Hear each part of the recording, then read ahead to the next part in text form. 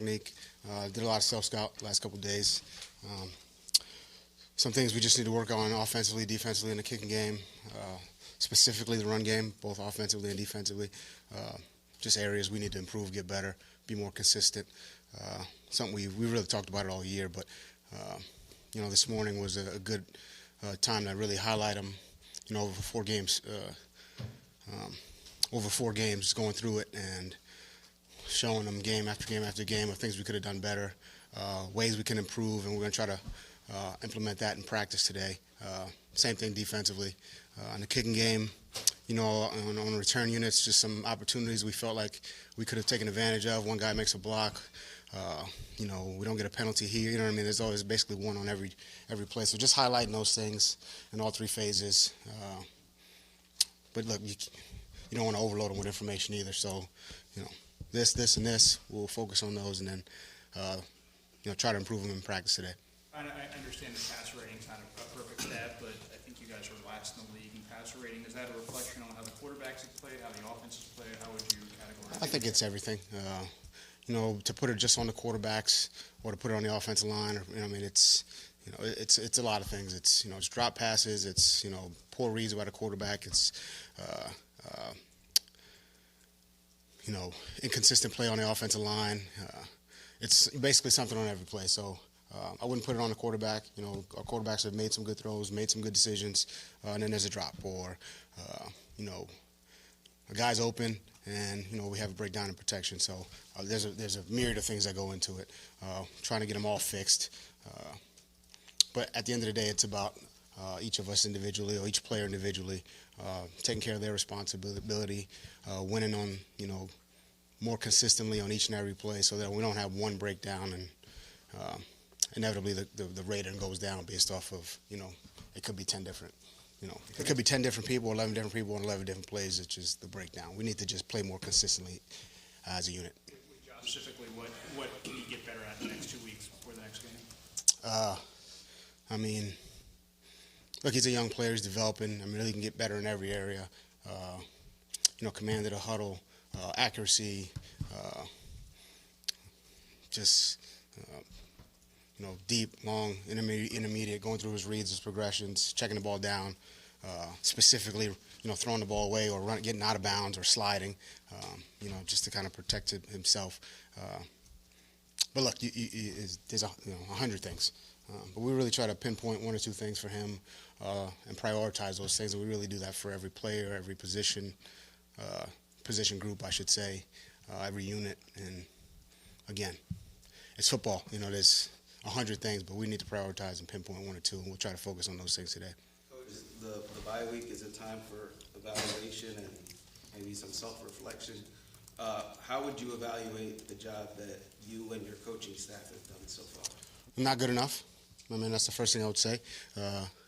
We've got to do a better job. It starts with me of getting this team ready to play, specifically in the second halves, just talking the last 2 games.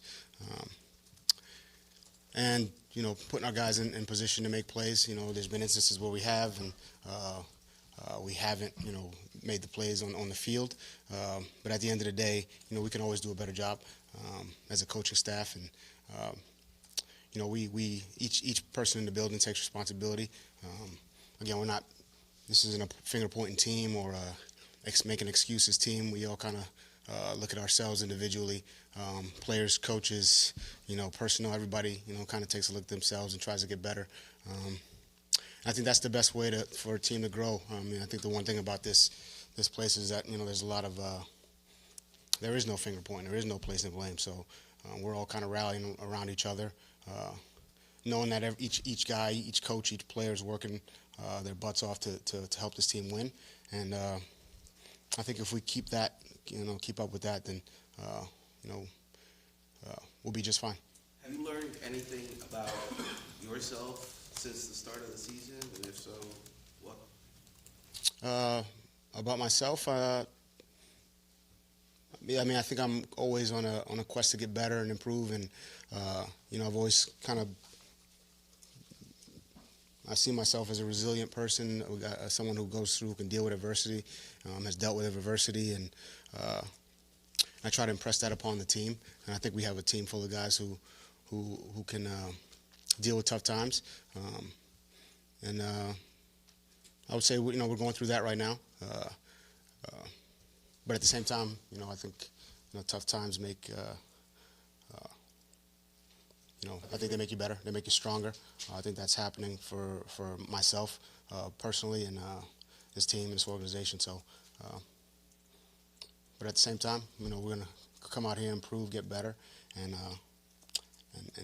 try to put a good performance out on the field in practice today, and then in practice next week, and that'll hopefully lead up to a good game. Has it been easier or harder than you thought it would be? It's been about what I thought.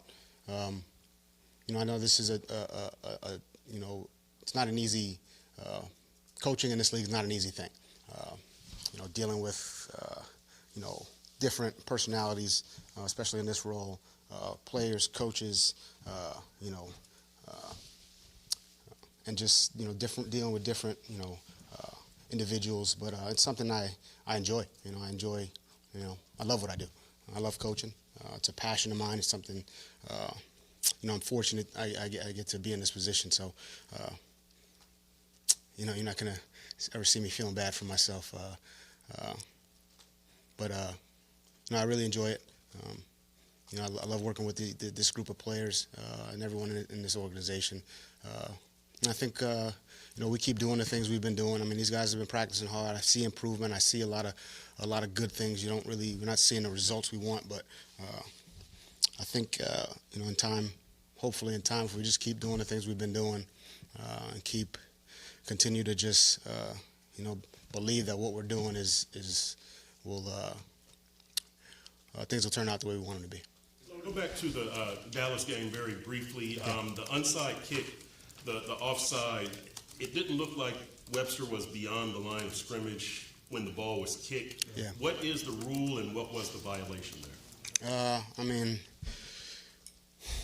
The rule is I think he picked up his foot before he crossed the line, which is an offside penalty. So, that happened. So it's one of those things. It's a learning experience for really everyone on the team. It's a big play in the game, and again, another one of those opportunities we could have taken advantage of when we didn't.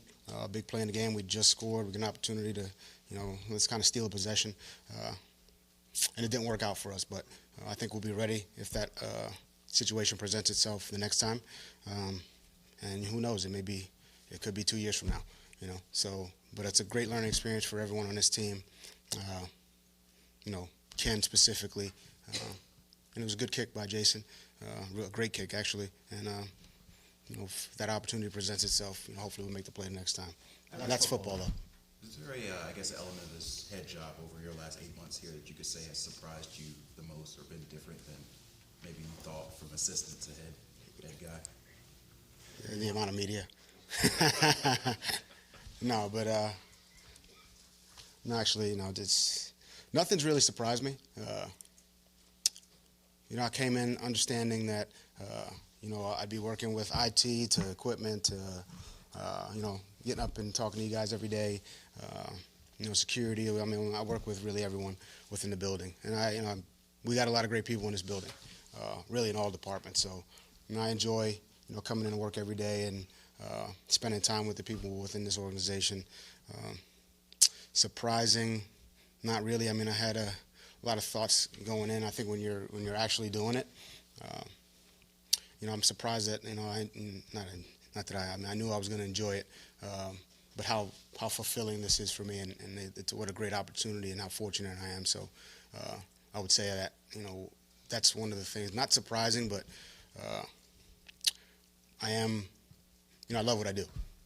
I really do. And wins, losses. I mean, I get to I try to make an impact on 53 players on the active and 10 practice squad players, really 11.